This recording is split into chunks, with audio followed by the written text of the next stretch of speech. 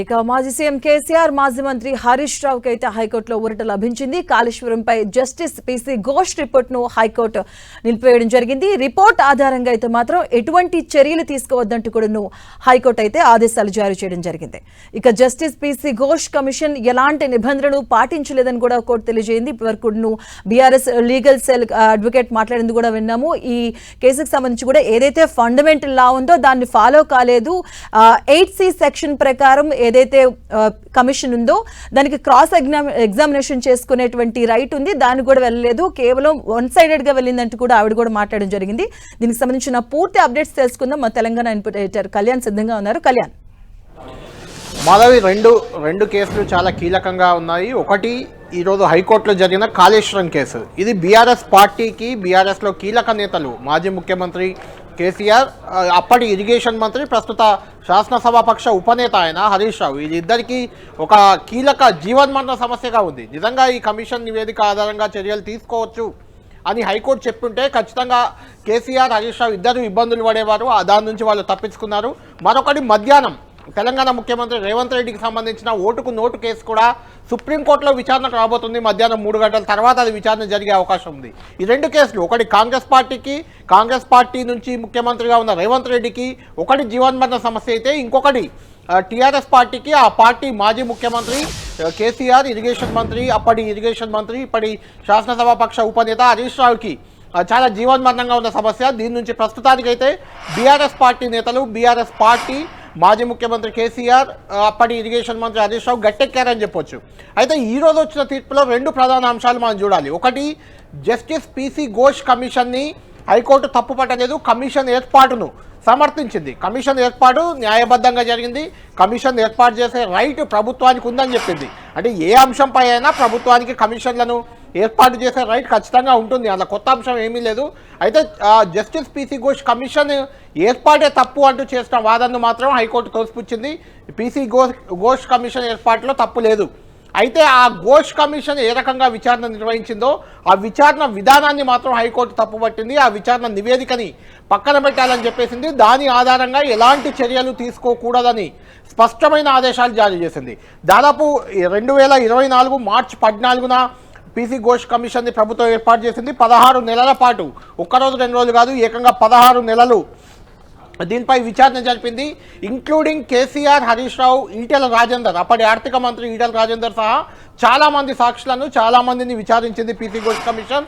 2025 July 31న ప్రభుత్వానికి నివేదిక కూడా అందజేసింది. ఆ నివేదిక దాదాపు 660 పేజీల నివేదిక అది. ఆ నివేదికని అసెంబ్లీలో ప్రవేశపెట్టారు, అసెంబ్లీలో కూడా చర్చ జరిపారు దానిపైన.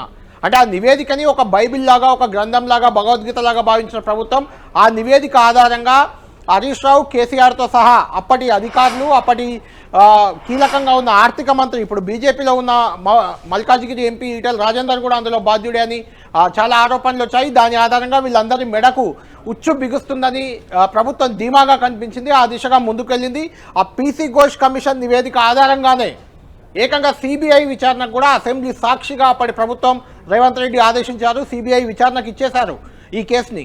అయితే సిబిఐ కూడా ఇప్పటి వరకు ఆ విచారణలో ఒక్క అడుగు కూడా ముందుకు వేయలేదు. దానికి కారణం ఏంటంటే జస్టిస్ పీసీ ఘోష్ కమిషన్ నివేదికపై హైకోర్టులో కేసు ఉండడమే. అంటే ఇప్పుడు హైకోర్టులో కేసు ఉంది కాబట్టి దాని మీద ముందుకు వెళ్ళట్లేదని చాలామంది బీజేపీ నేతలు చెప్తూ వచ్చారు. సిబిఐ కూడా కేసు ఉంది కాబట్టి కేసు తేలాక ముందుకు వెళ్ళాలనే ఆలోచనలోనే ఆగిపోయింది. అయితే ఇప్పుడు ఈ కేసు పీసీ ఘోష్ కమిషన్ నివేదికనే తప్పుపట్టింది. సెక్షన్ 8 ప్రకారం మళ్ళీ ప్రతివాదన వినిపించుకునే అవకాశం ఇవ్వలేదు హరీష్ రావు, కేసీఆర్ లాగని కోర్టు భావించింది. దాంతో ఈ నివేదికను పక్కన పెట్టాలని చెప్పింది. నివేదిక కరెక్ట్గా నివేదిక ఇవ్వలేకపోయింది, ఆ నివేదికనే తప్పుపట్టింది. కాబట్టి ఖచ్చితంగా ఇది కొంత హరీష్ రావు, కేసీఆర్కి ఎంత ఊరటో ప్రభుత్వానికి అంత ఎదురు దెబ్బగా చూడాలి. ఇప్పుడు సిబిఐ విచారణలో మరింత జాప్యం జరిగే అవకాశం కనిపిస్తుంది. అయితే దీనిపై ఇప్పుడు ఏ రకంగా ముందుకు వెళ్ళాలనేది ప్రభుత్వం కోర్టులో వచ్చి పడింది. ప్రభుత్వం ఏ రకంగా ముందుకు వెళ్తుంది, ఏం చేయబోతుంది అనేది ఆసక్తి చెప్తుంది. దీనిపై వాదోపవాదనలు, హైకోర్టు ఇచ్చిన జడ్జిమెంట్ ఉత్తమ్ కుమార్ రెడ్డి, ఇరిగేషన్ మంత్రి ఉత్తమ్ కుమార్ రెడ్డి గారు పూర్తిగా పరిశీలిస్తున్నారు. ఇప్పుడు ఆయన మినిస్టర్ క్వార్టర్స్లో ఈ నివేదికను తెప్పించుకొని ఏమిచ్చింది, హైకోర్టు ఏం చెప్పింది, ఎలా ముందుకెళ్లాలనే దానిపై న్యాయ నిపుణులతో, అదేవిధంగా ఇరిగేషన్ అధికారులతో ఆయన చర్చలు జరుపుతారు. మధ్యాహ్నం 2 గంటల సమయంలో ఆయన ఈ అంశంపై ఒక క్లారిటీ ఇచ్చే అవకాశం ఉంది. ఏ రకంగా ప్రభుత్వం ముందుకు పోబోతుంది, పీసీ ఘోష్ కమిషన్ నివేదికని ఏ రకంగా ముందుకు తీసుకుపోబోతుంది, ఈ విచారణ ఏ రకంగా ముందుకు సాగబోతుంది, ఇలాంటి అన్ని అంశాలు కూడా ఉత్తమ్ కుమార్ రెడ్డి క్లారిటీ ఇవ్వబోతున్నారు. అయితే మనకు అందుతున్న సమాచారం ప్రకారం కాంగ్రెస్ కానీ ప్రభుత్వ వాదన కానీ మరో రకంగా ఉంది. బీజేపీతో మనం చూసాం 2 రోజుల క్రితం కాళేశ్వరం సమీపంలోనే జరిగిన ఒక బహిరంగ సభలో మీడియా ప్రెస్ మీట్లో కూడా మేడిగడ్డ వద్ద ప్రెస్ మీట్లో కూడా రేవంత్ రెడ్డి మాట్లాడుతూ హరీష్ రావు ఢిల్లీ వెళ్ళారు, అక్కడ బీజేపీ నేతలను ప్రసన్నం చేసుకునే ప్రయత్నం చేశారు. కాళేశ్వరం కమిషన్కి సంబంధించి హైకోర్టులో కేసు ఉంది, ఈ కేసు నుంచి బయటపడే ప్రయత్నాలు చేస్తున్నారు, ఇలాంటి ఆరోపణలు చేశారు. కాబట్టి అలాంటి కారణాల వల్లే ఇది బయట ఇప్పుడు ఈ రకమైన తీర్పు వచ్చిందని కూడా కాంగ్రెస్ నేతలు కొంతమంది ఆల్రెడీ అద్దంకి దయాకర్ లాంటి వాళ్ళు మాట్లాడారు, దీనిపై రియాక్ట్ కూడా అయ్యారు. ఇది కేవలం తాత్కాలిక నివేదిక, ఫైనల్ రిపోర్ట్ వస్తుంది, ఆ తర్వాత ఎవరి సంగతి ఏందో తెలుస్తుందంటూ ఎదురుదాడి కాంగ్రెస్ పార్టీ కూడా ప్రారంభించింది. ఇప్పటివరకు ఇంకా హరీష్ రావు కానీ బీఆర్ఎస్ నేతలు కానీ ఎవరు దీనిపై రియాక్ట్ కాలేదు. కాకపోతే ఇది ఖచ్చితంగా బీఆర్ఎస్ పార్టీకి హరీష్ కేసీఆర్ ఇద్దరికి కూడా ఊరటగానే చెప్పొచ్చు. అటు బీజేపీ కూడా ఇప్పటి వరకు సిబిఐ విచారణ ఎందుకు చేయలేదు అని ఆల్రెడీ రేవంత్ రెడ్డి చేసిన ప్రశ్నకు ఇప్పుడు జస్టిఫికేషన్ ఇచ్చుకునేందుకు రెడీ అవుతుంది. ఇలాంటి పరిస్థితి ఉంది అంటే జస్టిస్ పీసీ ఘోష్ కమిషన్ నివేదికే సరిగ్గా లేదు, ఆ నివేదిక సరిగ్గా లేని నివేదికపై ఎలా విచారణ చేస్తామంటూ కూడా ఇప్పుడు చెప్పే అవకాశం ఉంది. ఓవరాల్గా ఏం జరగబోతుంది, ఈ కమిషన్ నివేదిక అనేది పక్కకు పెట్టి NDSA report, national dam safety authority report ఆధారంగా సిబిఐ విచారణ చేయమని ఇప్పటికే ప్రభుత్వం కోరింది. ఆ రకంగా ఏమైనా సిబిఐ విచారణకు ముందుకు వెళ్తారా, ఏం జరగబోతుంది అనేది తేలాల్సింది మాధవి. కళ్యాణ్, అంటే ఇప్పుడు ఈ కమిషన్ కొనసాగే అవకాశం ఉంటుందా, లేదా ఇంకా కొత్త కమిషన్ వేసే అవకాశం ఉంటుందా? ఒకటి అంటే ప్రభుత్వం నుంచి ఎలా వెళ్ళే అవకాశం ఉంటుంది, అలాగే ఇటు బీఆర్ఎస్ తరఫున వాళ్ళకి ధీటుగా వీళ్ళు ఎలా వెళ్ళే అవకాశం ఉంటుందంటారు? ఖచ్చితంగా Madhavi, already PC Ghosh commission report ఇచ్చేశారు, వెళ్ళిపోయారు. ఆ కమిషన్ కాలపరిమితి ముగిసింది. ఒక రకంగా చెప్పాలంటే మళ్ళీ పొడిగించాలంటే కొత్తగా ప్రభుత్వం మళ్ళీ ఆదేశాలు ఇవ్వాలి, ఆ కమిషన్కు మరికొంత గడువు ఇవ్వాలి, మళ్ళీ సమయం ఇవ్వాలి, మళ్ళీ పీసీ ఘోష్ కమిషన్ 2 అని పెట్టాలి. ఇప్పుడు దానికి ఆ పాత కమిషన్ నివేదిక అయిపోయింది, ఆ కమిషన్ కాల వ్యవధి కూడా ముగిసింది. కాబట్టి అది ఇప్పుడు ముందుకెళ్లే అవకాశం లేదు. కొత్త కమిషన్ వేయాలి, లేదంటే పీసీ ఘోష్ కూడా మళ్ళీ దీనిపై ఇంకా కంటిన్యూగా విచారణ చేయడానికి కూడా సిద్ధంగా లేరు. ఆయన ముందుకు నా విచారణ అయిపోయింది, నా కాల పరిమితి అయిపోయింది, ఇచ్చేసాను, వెళ్ళిపోతున్నాను అని ఖచ్చితంగా చెప్పారు. కాబట్టి ఏ రకంగా ముందుకు వెళ్తుంది అనే దానిపై మాత్రం ఇంకా క్లారిటీ రావట్లేదు. పీసీ ఘోష్ కమిషన్ మళ్ళీ విచారించే అవకాశం మనకు సమాచారం ఉన్నంత మాత్రం ఆయన మళ్ళీ విచారించే అవకాశం అయితే లేదు ఇక ముందు. అయితే 2 కమిషన్లు, ఇది ఒకటే కాదు మాధవి, గతంలో విద్యుత్ కమిషన్ ఒకటి ఏర్పాటు చేశారు, అప్పుడు నరసింహారెడ్డి చైర్మన్గా ఒక కమిషన్ ఏర్పాటైంది. దానిపై కూడా కమిషన్ చైర్మన్ నియామకంపైనే కోర్టు తప్పుపట్టింది, దాంతో ఆ చైర్మన్ను కూడా మార్చాల్సిన పరిస్థితి.